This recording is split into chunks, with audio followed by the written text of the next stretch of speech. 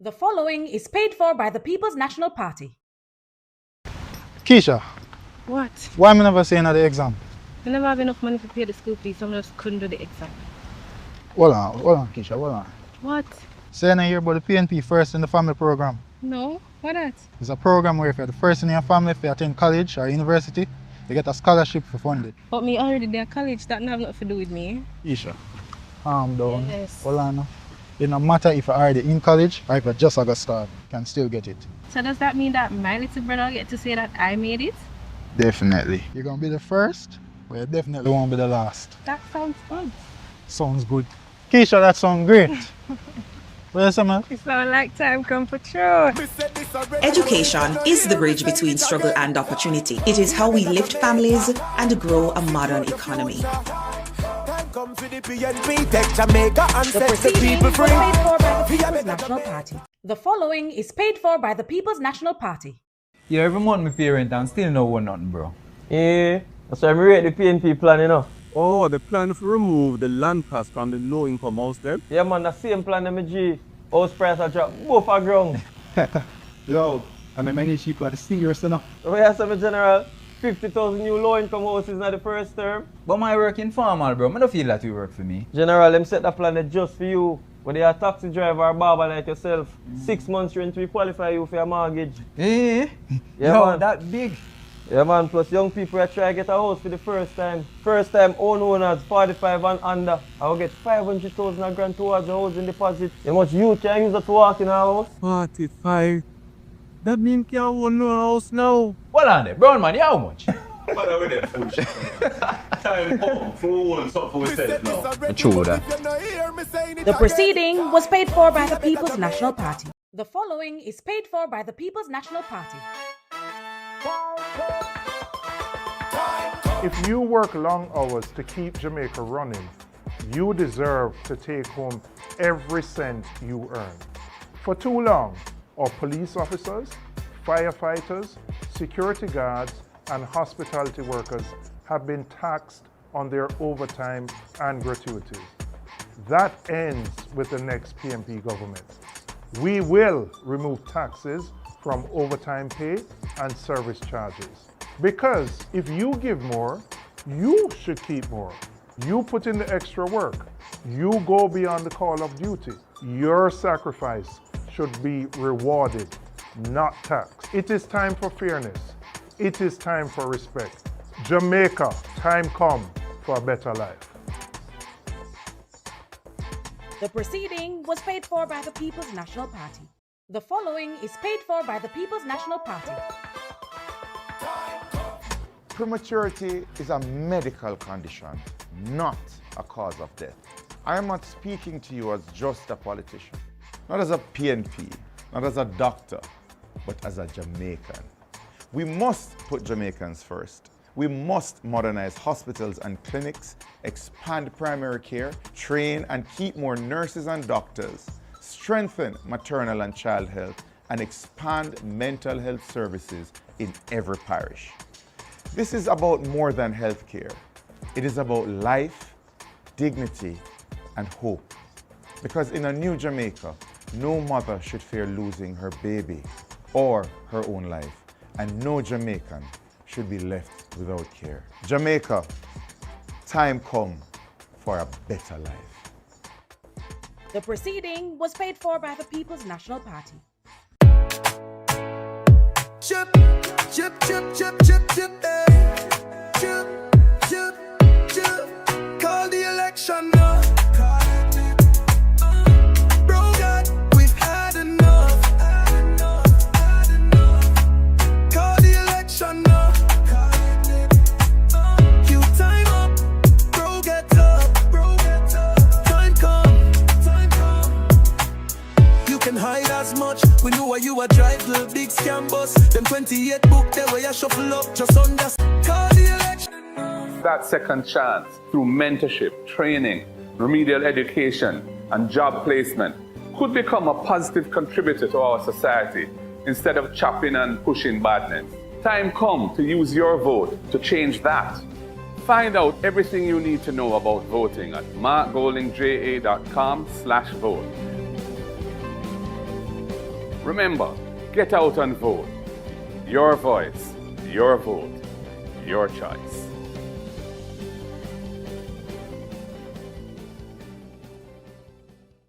Domestic violence is higher than ever.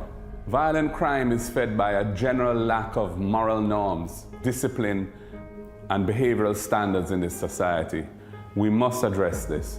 Time come to establish legislation with effective mechanisms and remedies to protect survivors. Time come to implement support centers in every parish to provide safe havens for the survivors of domestic violence and sexual assaults.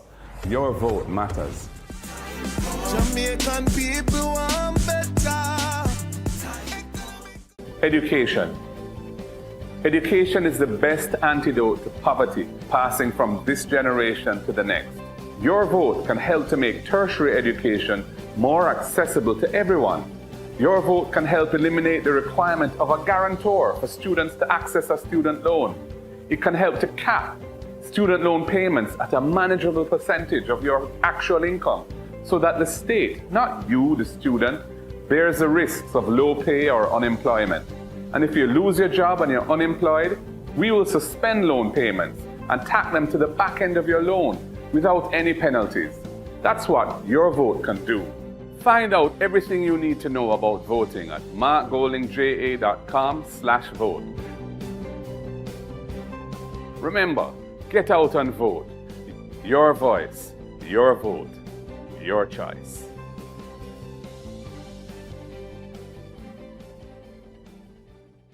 Our environment. We need a government that means what it says when it comes to protecting our environment. The cockpit country, our rivers, our mangroves, coral reefs, and our beaches.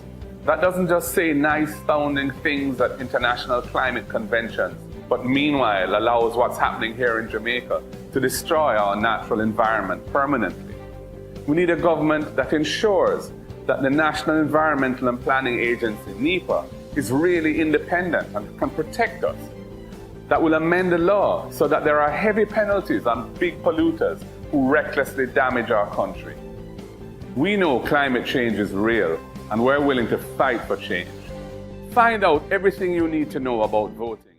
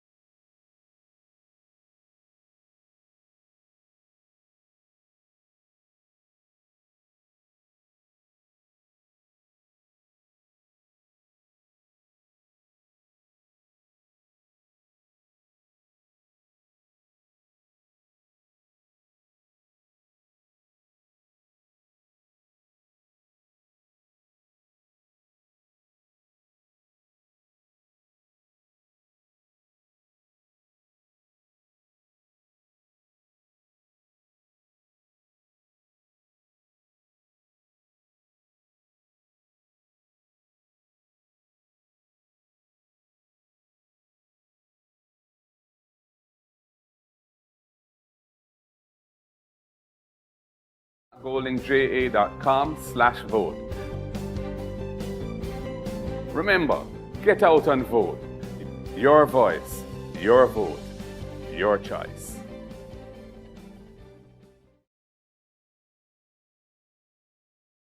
Jobs and wages.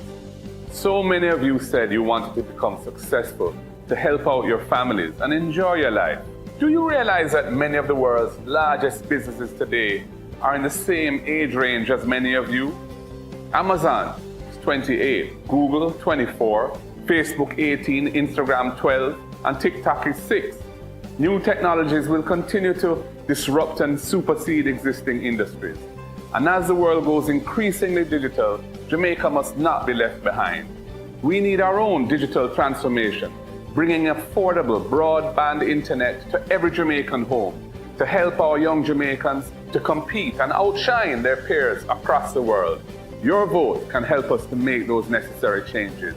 Find out everything you need to know about voting at markgoldingja.com/vote. Remember, get out and vote. Your voice, your vote, your choice.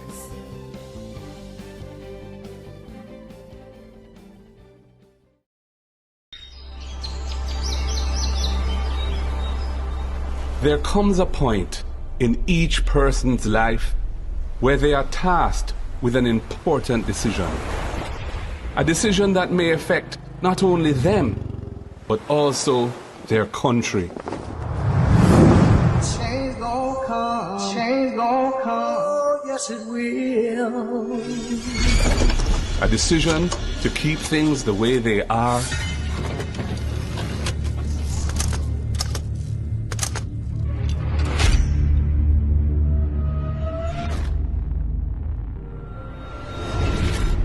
or a decision that will bring meaningful change.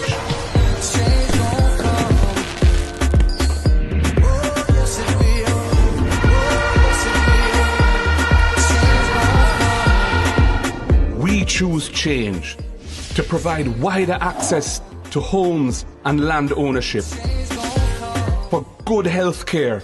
There's a travel advisory issued by the U.S. State Department advising of the poor state of our hospitals and the prohibitive costs associated with accessing private health care.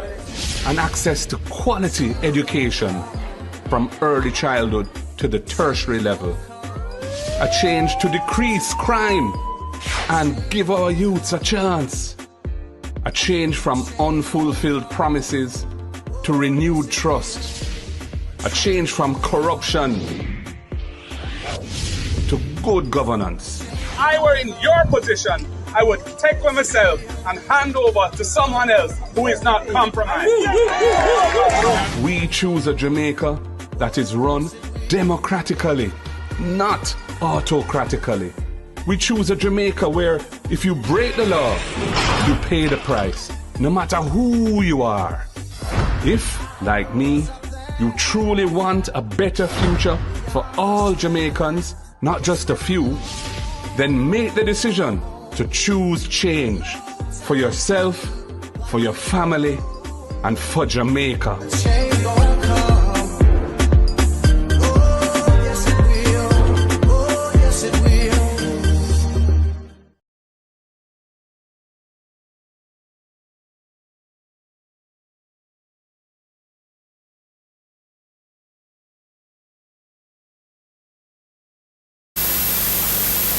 Good morning, and thank you for joining us today at this morning's press conference.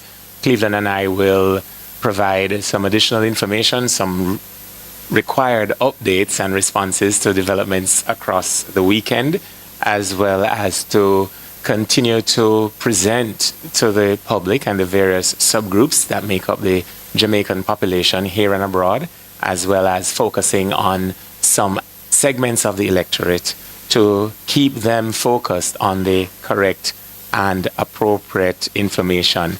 As we are now 48 hours away from a new dawn in Jamaica, the elections voting will begin at 7 a.m. on Wednesday, September 3rd, and by 2 p.m. we will have a new PM.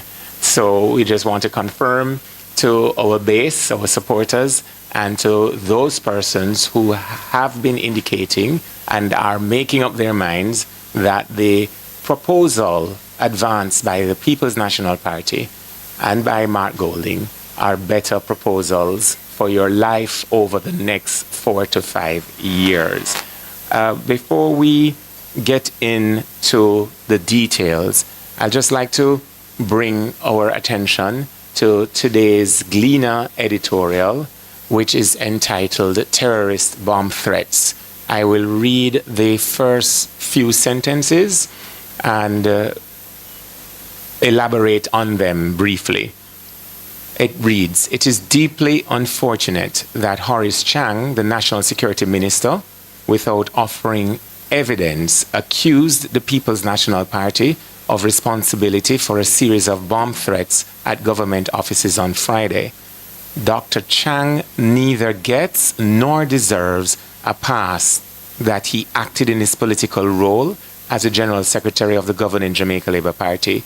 He doesn't have the luxury of alternating skins for, especially when addressing critical matters of national security, including in this case one of the island's major political parties, of behavior akin to terrorism or something close thereto. If Dr. Chang was briefed to this effect by the police, he should say so, in which case we look forward to the constabulary quickly arresting and prosecuting not only the, quote, PNP elements claimed by Dr. Chang to be responsible for Friday's despicable act, but those who instructed them and on whose behalf they worked. Now, we had responded to this development during our press conference on Friday. 72 hours having passed, there are neither any developments, any announcements from the Jamaica Constabulary Force or a related authority for law enforcement, nor has there been a retraction by the Jamaica Labour Party General Secretary whether or not he was wearing that skin or the skin of the Minister of National Security. But as the Gleaner editorial outlined, still the most respected source of news coverage in the Gleaner editorial has outlined the behavior is reprehensible and unacceptable. I move from that to note that the Minister of Local Government, the candidate for the Jamaica Labour Party in West Kingston, has also repeated a phrase that has already gotten the significant pushback by members of the public, including supporters of his party. The claim that they, whoever they are, will not surrender Jamaica. The word surrender is an interesting word, especially this close to general elections. One only has to surrender something that they have taken hold of, either illegally or criminally. It also, I believe, speaks to the mind of the person who has not only uttered it once, but now uttered it on several occasions in front of a base of his party's supporters. And one can only wonder if incidents that have been happening across the island, including in East Central St. Catherine, are related to the charge by the deputy leader of the Jamaica Labour Party regarding not surrendering Jamaica. And I won't, for the purposes of today's conversation, mention what was previously mentioned on Friday, or what many Jamaicans across social media are speaking about, the concept of being Jamaican just on the basis of being born in Jamaica. I find it weird that a team that can't either spell Jamaica or understand how nationality is achieved are now speaking about retaining some hostage grip on Jamaica. But I'd like to introduce to my left Cleveland, who will also be co-anchoring this morning's press conference, and again to thank everyone for joining us this morning as we share with the public our readiness for the September 3rd election and present a final message of confidence and resilience to the Jamaican people, those who are Jamaican because they were born here, as well as those who are naturalized Jamaicans, and those, of course, on the voters list. Cleveland?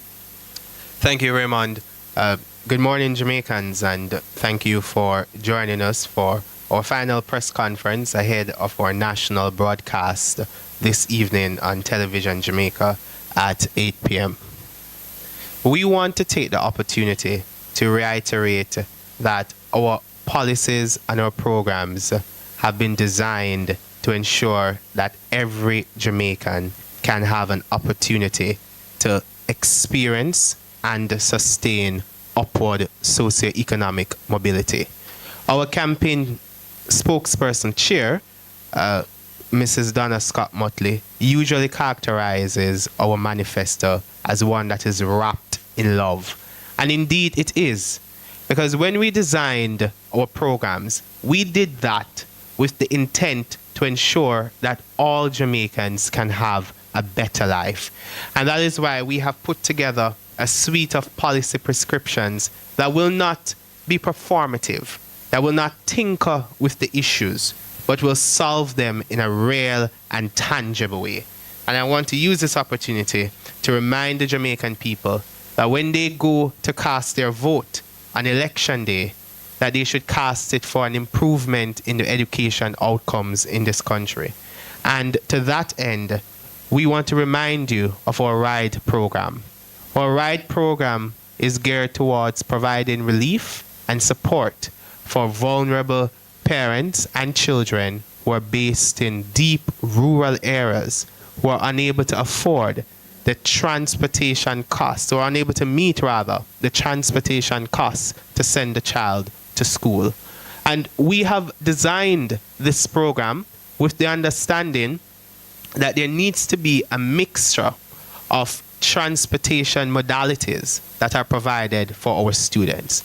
So whilst we are in support of a structured and coordinated bus program, we also recognize that there are deep rural areas with interior roads where a bus is not appropriate to navigate the hilly terrain in those areas.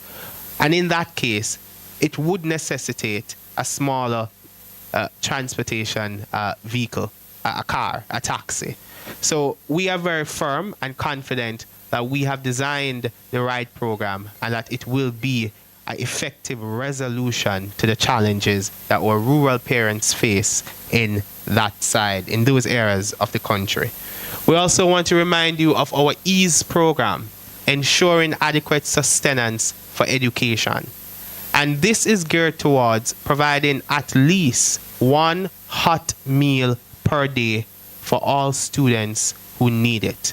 We recognize that many times absenteeism is elevated because parents cannot afford the lunch money to send the child to school. And we are saying, send the child to school and we will ensure that the adequate nutrition that is required for effective learning, for the teaching and learning process to be carried out effectively, is done, because we will provide the child with one hot meal per day. And we're doing that with the intent over time to move towards providing breakfast as well. And I know some persons will say, but this is being done by the PATH program. But if you recognize and understand what the real challenges on the ground are, then you will appreciate that there are many children in Jamaica who do not qualify for the PATH program, given the rigidities in the metrics to qualify for it, but they're also struggling to afford a meal per day. And that is what we are geared towards resolving. A major proposal that we have made is the adjustment of the income tax threshold. And there are some on the other side who want to pour doubt on it. We are very confident that we will be able to finance the adjustment of the income tax threshold to $3.5 million. We will relax the primary surplus in the budget, and we can do that. If you examine the 5th schedule of the Financial Administration and Audit Act, and you examine further the equation that is embedded in that section of the Act, which was put into law by the last PNP government to ensure a stable debt reduction trajectory, it tells you that given that we are expected to meet the 60% debt to GDP target by the end of this fiscal year, we can reduce the primary balance, the primary surplus that is, and which will create additional fiscal space to the tune of around $70 billion, which can comfortably finance the income tax adjustment. And we have always said that we will also grow the economy at substantial levels that will generate organic growth in tax revenues to finance the adjustment. We did not pull this initiative out of the hat. We sat, we engaged with stakeholders, and we looked at the realities in the country. And the reality is that the middle class in Jamaica is being wiped out. And the reality as well is that Jamaica is heavily taxed. When you look at our tax to GDP ratio relative to other countries in Latin America and the Caribbean, then you will appreciate that Jamaica ranks among the countries with the highest tax to GDP ratio. And against that backdrop, we appreciate that the inflation movement over the last 5 years has reduced the purchasing power of many individuals who earn up to 3.5 million, and even those who earn above. But given that they earn at the lower end of the salary scale, then they are bearing the brunt of the cost of living pressures. So when we will adjust the income tax threshold, we're doing so with our teachers in mind. We're doing so with our nurses, our police officers, members of the Jamaica Defense Force. We are thinking of you. We're thinking about the public servants, who majority of them earn within the region of $3 million to $4 million. You will benefit significantly from our adjustment. This is not a promise. This is a commitment. It will take effect on April 1, 2026. And we will do it without raising taxes, without imposing any new tax, and without adjusting upward any existing tax rate. We will do so because we want you to have more money in your pocket so that you can live a decent life and you can afford a quality of life that is appropriate for all Jamaicans, that affords them the dignity. So, go ahead. We also want to take the opportunity to address what we have taken note of, a promise. And I leave it at that, just a promise from the Jamaica Labour Party to raise the minimum wage to $32,000. We believe that the minimum wage is something that should never be politicized, given the delicacies surrounding an adjustment of it. It requires a careful balancing act to ensure that you are taking into account the implications on both sides of the coin. So the PNP, as expressed in our manifesto on page 31, is committed to a livable wage. And this is not a commitment that we will not carry out. We will carry out all our commitments in our manifesto. But we are particularly passionate about this one because we appreciate the need to ensure that Jamaicans live with dignity and that they can afford the opportunity to experience and sustain upward socioeconomic mobility. So as is expressed in our manifesto, we will establish a livable wage commission that will facilitate the process of consultation and consensus building to arrive at a livable wage for Jamaicans. We will not do it in a way that circumvents, that avoids consultation, because we are acutely aware of the implications on both sides of the coin. The interesting thing, as I pick up from Cleveland, that's a perfect segue to the point I'm about to make. As all of you know, all Jamaicans know, we have had a series of 3 political debates executed by the Jamaica Debates Commission. And I use this opportunity to thank the Jamaica Debates Commission for its continued investment in strengthening Jamaica's democratic traditions. In the social issues debate, the former Minister of Labour, Pernell Charles Jr., spoke. He mentioned nothing about adjustments to the minimum wage. In the economic issues debate, the former Minister of Finance, Favour Williams, participated, and she mentioned nothing about an adjustment in the minimum wage. That debate also had the chairman, as is, well, we've heard he's been removed, of the Jamaica Labour Party campaign, Dr. Christopher Tufton. He mentioned nothing about the increase in the minimum wage. The Minister of Information, or the former Minister of Information, was also in that debate. She mentioned nothing. But more importantly, Andrew Holness was also at that debate and mentioned nothing about any changes to the minimum wage. As a matter of fact, he was complaining throughout the debate and very unassertive and very ambiguous on any issue of policy he tried to cover. So Cleveland is correct.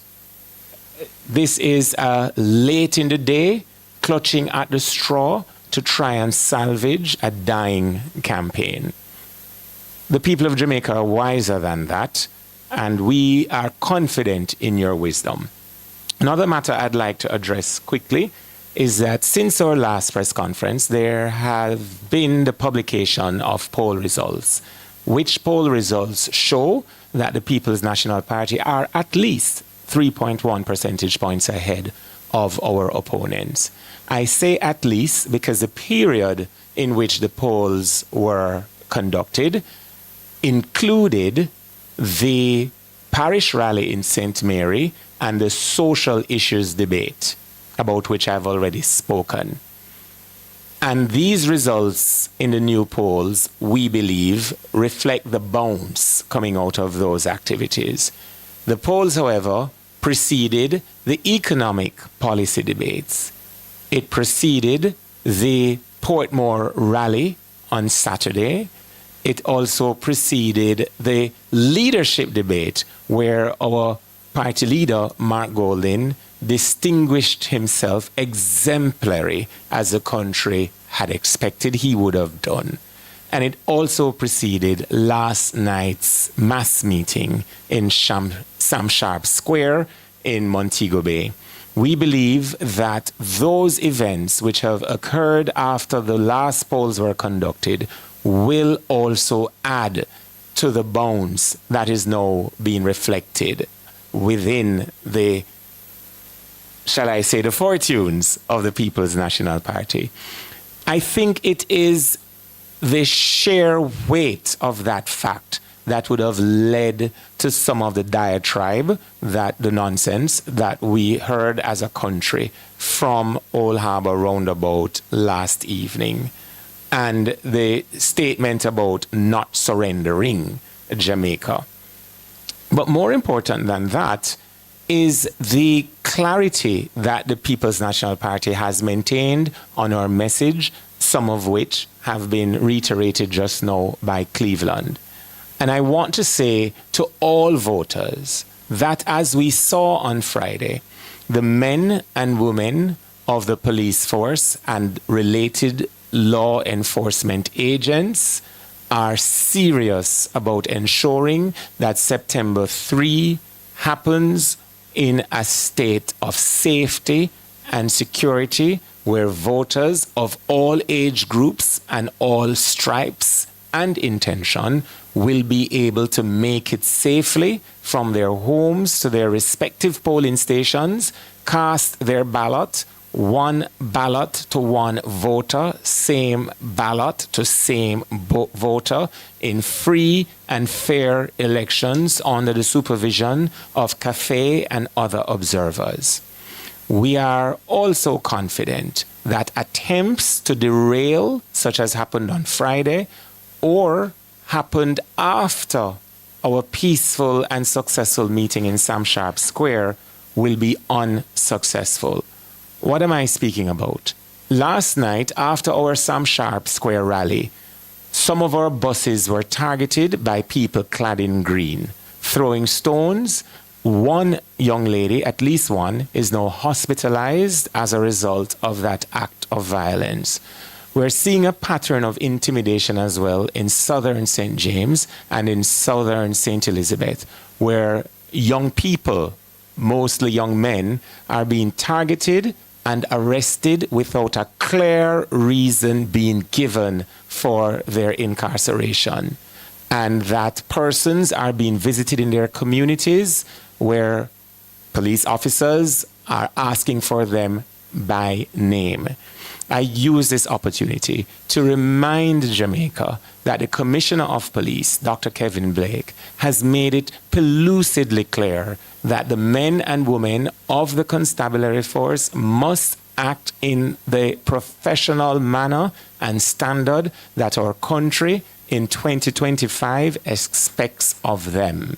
we make no further statement nor accusation, just to say that the seeming habit of persons being visited in their communities and pictures being shown of them on telephones, and even in one case that I am very closely aware of and which I am monitoring, the individual said that the police officer did a better job of canvassing his intention to vote on Wednesday than the canvassers that had been deployed by either party to go into that community and to visit him. I'd also like to speak to an issue, though I don't want to elevate it, because my granny said if you follow a fool, you turn bigger fool yourself. Where in my own constituency, my opponent has been wont to be on his public address system, making very errant and dastardly accusations of, he believes, theft while I served in St. Elizabeth. And I served in St. Elizabeth up until February of 2016. What he's actually saying of the men and women of the police force is that the constabulary is the most lethargic in the world. Because if there was a case to investigate, and 9 years later, someone who has been as public as I have been over that time, they can't confirm and act upon these accusations being bandied about by one person and one person alone, my opponent, then it would be a serious accusation levied at the feet of the Jamaica Constabulary Force. But as one constituent said to me, when you are MP, get rid of all of the waste, including the leading waste man and the leading waste manufacturer. I use this opportunity, therefore, to recommit to Jamaica that the 63 candidates assembled by the People's National Party are Jamaicans by birth. We are patriots. We're sons and daughters of the soil. We understand that our role in these elections is to campaign vigorously and within the law, and to ensure that upon our success, we represent the people who elect us with every fiber of our body, with our hearts, and with our souls, because we are committed to bring to life Mission Jamaica Love and to bring to the leadership of government Mark Jefferson Golding, so that Jamaica can be transformed during his tenure, and that this country can become not just the country, the land of our birth, but the land within which our dreams can be achieved, our families will be safe, our children will be better educated, our elderly and sick better taken care of, our men and women allowed to move in stride to achieve their own industrious results and benefit in a land of their birth that centralizes them, that honors them, where no longer our taxi operators and our security guards will be ridiculed as political jokes and banter, but will be honored and dignified and elevated by an administration led by Mark Golding. To voters going out, therefore, please do so swiftly. Carry your identifications. If you don't have a current voter ID and your name is on the voters list, you will still be permitted to cast your ballot. You will be asked to do an affirmation or to swear on. There is information at all polling stations that captures unique data. You may be asked some questions. Answer the questions clearly and respectfully. And we are also confident that the men and women that have been recruited by the Electoral Office of Jamaica as poll clerks and presiding officers and other election day officials will act in the manner of their training and will eschew their own political intentions and be open and clear communicating to the voter, so that our voters are able to put their X beside the head, and some may do otherwise, but that they will be allowed to do so without any intimidation or any overreaching by instructions that are weighted one way or the other. Thank you, Raymond. And whilst you're speaking, I got a message from a friend who's a security guard, and he asked if there's anything in there for me in the manifesto.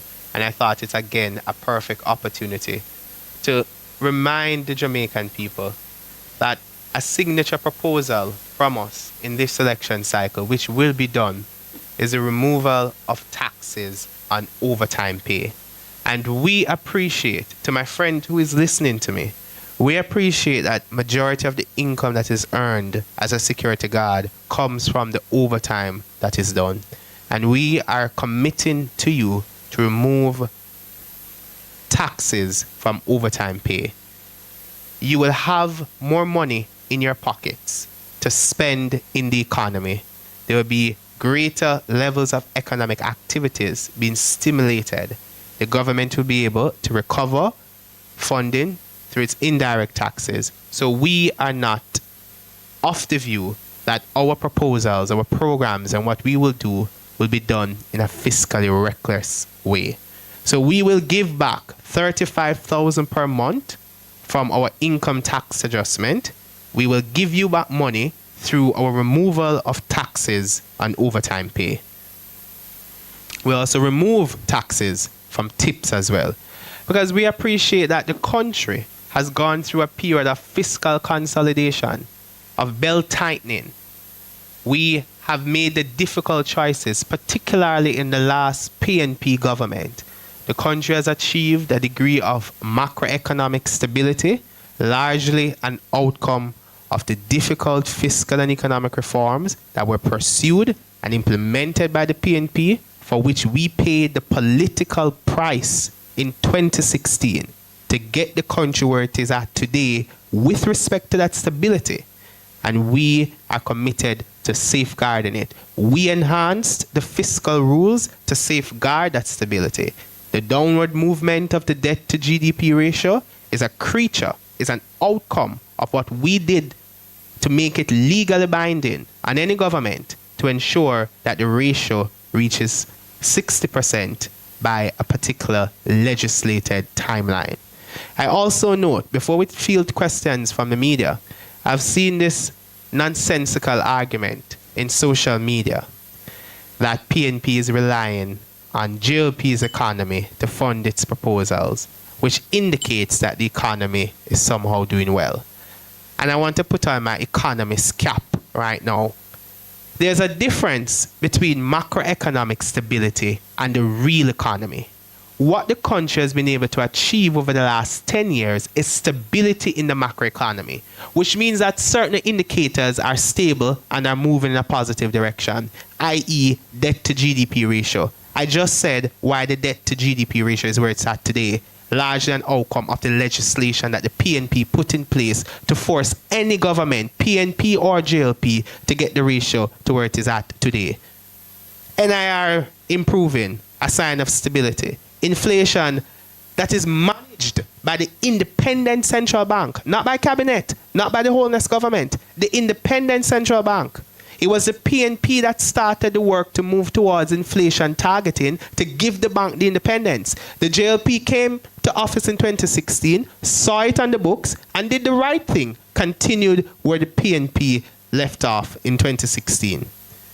But the real economy is different from macroeconomic indicators. The real economy is that part of the economy that affects you in a tangible way. It's about prices. It's about output. It's about growth in the economy. It is about the state of our industries. And if you want a good picture of what the economy looks like in terms of the state of our industries, look no further than the dismal growth rate of the wholeness-led government. Since they have been in office in 2016, over the last 9.5 years, they have grown the economy by less than 2%. That is unacceptable, and that cannot give you the income that you need and the quality of life to afford you the dignity that every single Jamaican needs. So let's make it absolutely clear that the real economy is different from what we talk about macroeconomic indicators. Macroeconomic indicators do not rather give you a comprehensive picture of the health of the economy. And with that, we'll open.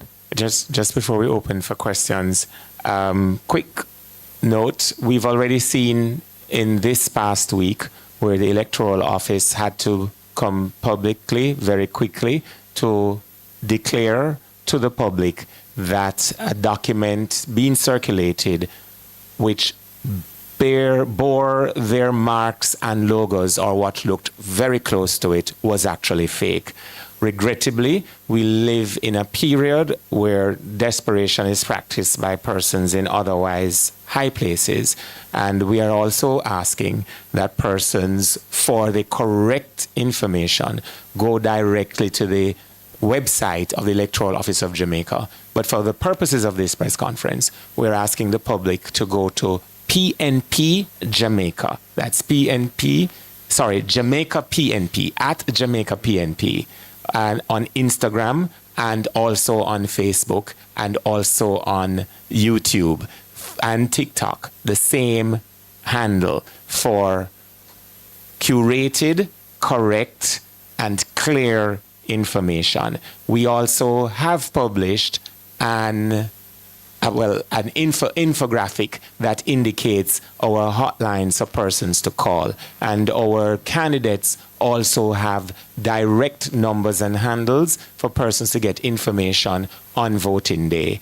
And we'd like to also acknowledge that there is a query feature on the EOJ website where persons can go, put in their full name and their date of birth, and the results will show you where your polling station is and where your what your constituency is and where in the constituency your polling station is. We had to respond to these because since we've been here, these are pointers coming in from persons watching at home or listening in on IRI FM.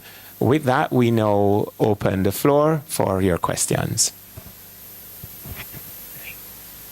Just say your name and the media host that you're from.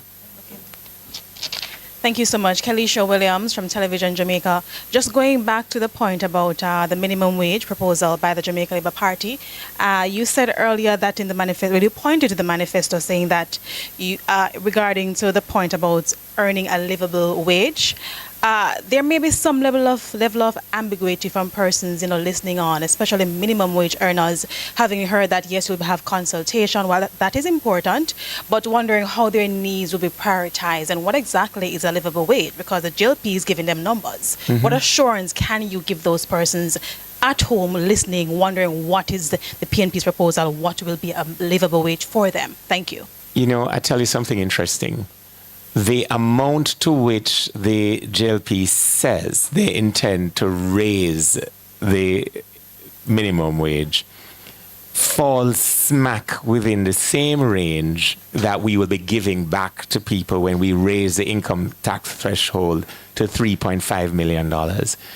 Imitation is the best form of a compliment.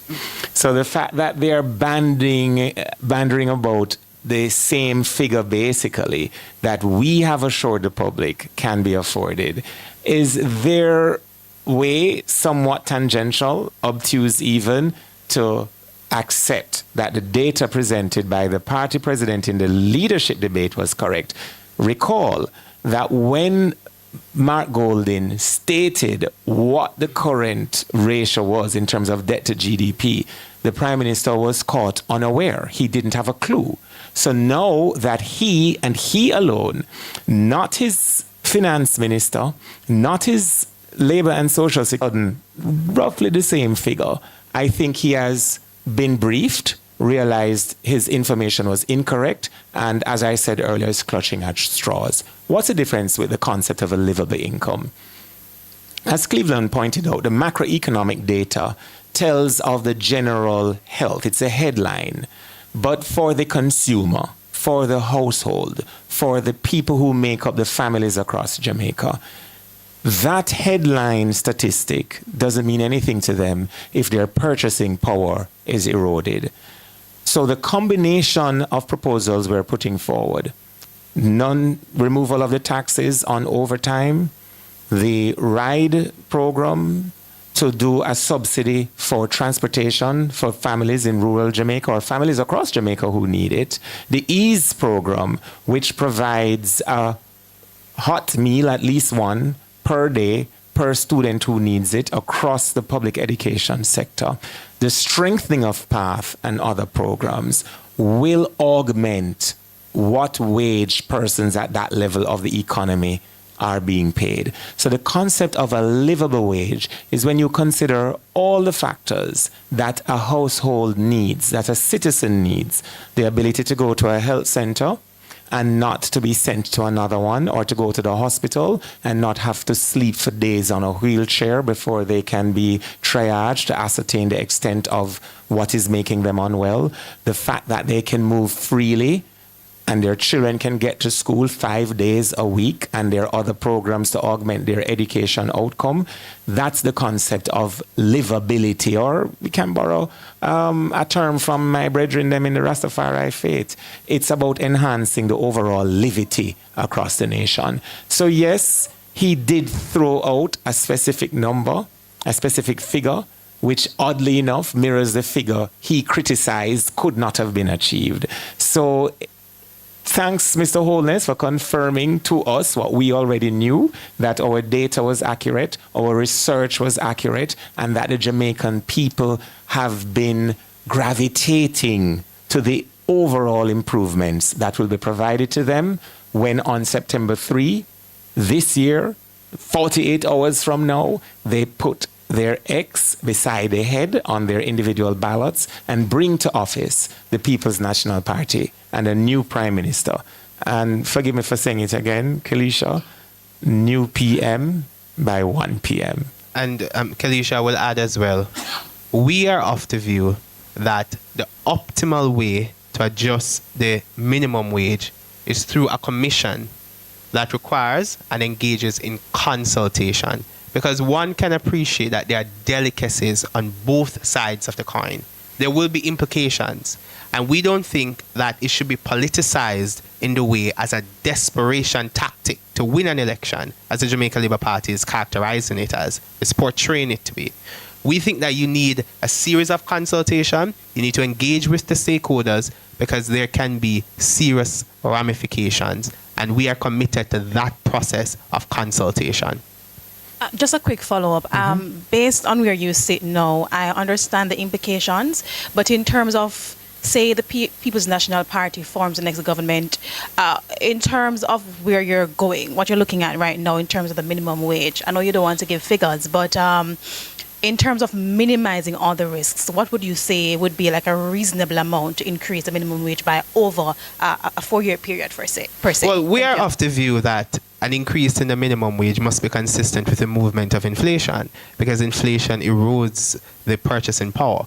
So as inflation moves throughout the economy over time, we think that it necessitates an adjustment in minimum wage. So we will be guided by data, we'll be guided by the inflation outlook, we will be guided by consensus among stakeholders. We'll not be guided by an attempt to win an election because of political desperation, because a prime minister knows that his time is coming to an end. Any other questions? Yes. Good morning. Good morning. Giovanni White from IRFM, of course. You're like the fifth Giovanni that across electronic media. Yes, of course. Yes. But no one knows me much as yet. Well, they do know. They do know. My question to you is, throughout this campaign, the importance and the role of the political ombudsman has been very, very a great question. More so, your party has faced criticism in regards to statements you've made over the campaign trail. But I also want to ask you, based on Robert Morgan's comment last night at the rally. Which ones and in I'll particular? Quote, and I'll quote. I was elsewhere. Well, I understand, but I will quote for you.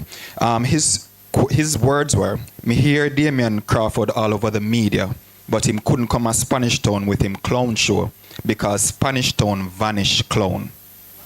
What is your comment on that? It's perhaps not a coincidence that their party color is green.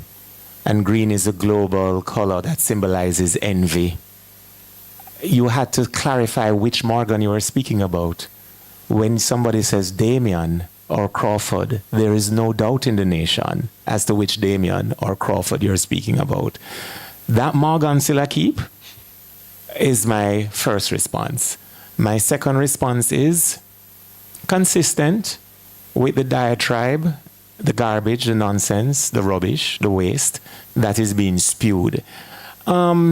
We're elevating it now because I'm sure no one watching heard it, and I appreciate you asking the question because you reminded me that there is a Robert Nesta Morgan. But I just never know him did still a keep. Thank you. Any other questions? Yes. Mr. Price, you mentioned earlier about an attack yesterday. Can you say whether or not there was any reports were made to the police or the political ombudsman? Oh, yes, the substantive question about the political ombudsman. Let me answer it. There are certain things, just as Cleveland explained, when you look on an economy, you look on the rate of inflation, you look on the net international reserves, you look on the debt to GDP ratio. Similarly, there are certain things that you look on when you are assessing the strength and health of a democracy. You don't look on the individuals who occupy positions from time to time. You look on the institutions which last generations to generation. One of those institutions is the Office of the Political Ombudsman, a commission of parliament backed up by statute, by legislation, that for many election cycles, persons knew that the occupant of the office, the individual who held the office, would be the referee, the umpire, if you will, that will say, hey, candidate A, that's not kosher. Retract, withdraw. Party A, candidate A has not yet retracted or withdrawn. Party A's leader must then act. The fact that the Jamaica Labour Party has eroded, defunded, diminished the value of that institution to make it amorphous, that has caused serious harm and injury to the brand of another institution that safeguards democracy, the Electoral Commission of Jamaica. And then when you juxtapose that with the often repeated remark, we will not surrender Jamaica, a reasonable person would ask, is this a part of the plan? To foil our democracy, to foil our standards, remove the political ombudsman, bury it in ambiguity, and then practice this kind of reckless politics, where yesterday in East Central St. Catherine, for example, a worker, a female worker, was handing out voters' guides. Someone notified my opponent where she was. My opponent drove down on her. There are videos across social media. I'll share one with you at the close of this morning's press conference, where he's up in her face, microphone in hand, intimidating her, goading her, asking her why she handing out voters' guides for a criminal organization. In his own words, not mine, not hers. Because I have asked, once we recognize that my opponent is a stalker who consistently stalks my campaign, I've said it to our workers, whenever he comes, record him, video him. In a case reported yesterday to the head of St. Catherine South, who dispatched a unit to aid the said party worker, the close protection officer assigned to my opponent is also seen in a menacing way charging at the party worker. Who do I report that to this morning? An amorphous grouping? Because the Electoral Commission of Jamaica is already focused on its tremendous primary mandate to safeguard the procedures and processes of Wednesday. So I join the rank of Jamaicans who are saying, then that's why them did do away with the Office of the Political Ombudsman, so them are things you can go along without any checks and balances being made. So the injured person traveling on the bus yesterday who's been hospitalized, that report has been made. And I am aware of other reports that have been made, not just to the Electoral Commission of Jamaica, in which somewhere there is the activities being carried out that were once the remit of the Office of the Political Ombudsman. But in this example I have given with East Central St. Catherine, our candidates are advised to report to Party Central, and in a situation of emergency, such as yesterday in Christian Gardens, where residents called me, not knowing the man that had charged that the worker was a police officer, my opponent CPO, but just said, Mr. Price, send police quick because a man where I walk with Terry Long just pull gun pan one of the PNP woman them. It's despicable. It belongs in the Carboniferous era, way back in human evolution. And God is still God, you know. And nobody escapes him or his judgment. And we are a praying party. We are the people's national party. We know the nation that they're born in that gives them their national identity. And we have never, going back to 1944 with universal adult suffrage, we have never attempted to diminish the importance of universal adult suffrage and people's right to vote. We were not the party that said, if we don't win on election day, we're going to lock down Jamaica tighter than a sardine can. We were not the party that said we will never surrender Jamaica.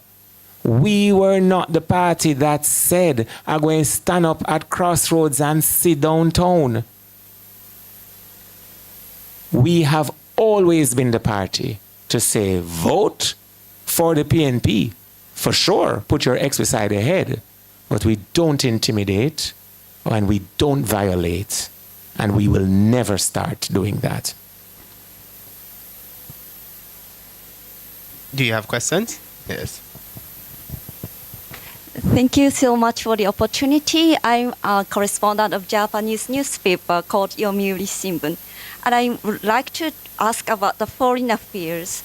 The poll have shown that your party you had a positive result towards your party, but I wanted to know what kind of change will you bring to that in terms of foreign affairs if you were to take power.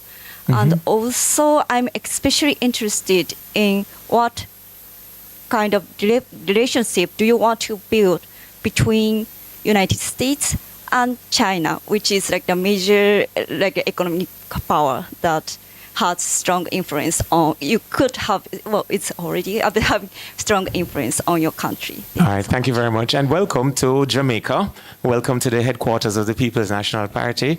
And if you never know, so Jamaica, little about Talawan, we name gone abroad, the fact that we have a member of the Japanese media here with us, monitoring not just this press conference, but the upcoming general elections, tell you we're large and in charge. We are Jamaica, even if some people don't know that once you're born here, you're a Jamaican. Sorry for that, Nika. On the foreign affairs front, even while we were a colony of the British Empire, and South Africa was also a part of the British Empire, Norman Manley, then Premier, took the stand based on principle, human dignity, and individual nobility, which everybody, as Christians, we believe, everyone is born to be respected, to have access to dignity and their own nobility. That's our primary principle.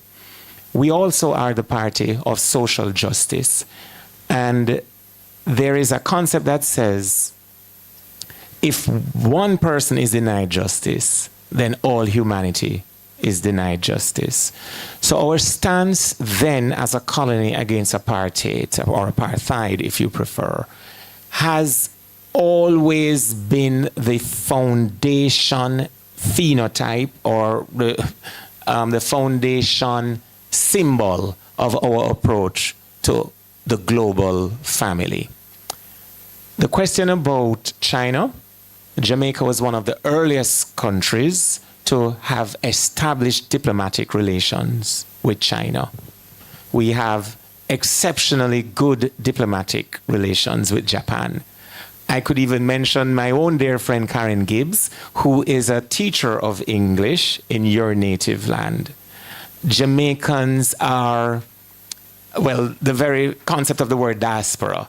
Jamaicans are a traveling people, and wherever we go, we establish good relations in those countries. Our motto also speaks out of many one people, which we could elevate as a global standard. So the question regarding the United States, apart from the homeland, most Jamaicans live in the United States. That nation is a dear friend of Jamaica, a mentor over many generations, a symbol of families going there to help families here. As a high school student, some of my textbooks came from Uncle Cecil.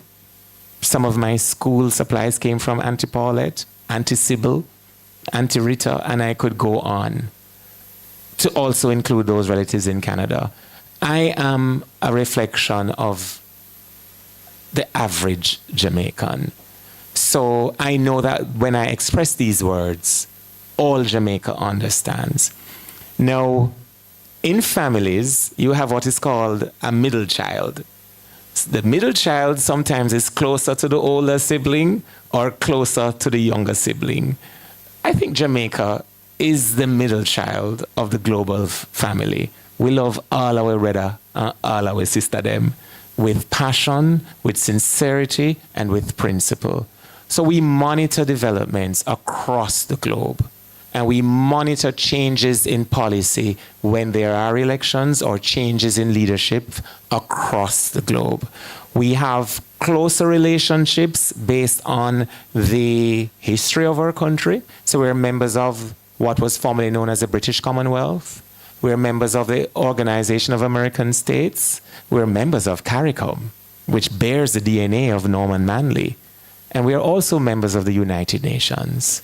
So our foreign affairs approach, when Mark Golding becomes Prime Minister, will be consistent with when Norman Manley was Premier, when Michael Manley was Prime Minister, when P.J. Patterson was Prime Minister, when Portia Simsimila was Prime Minister.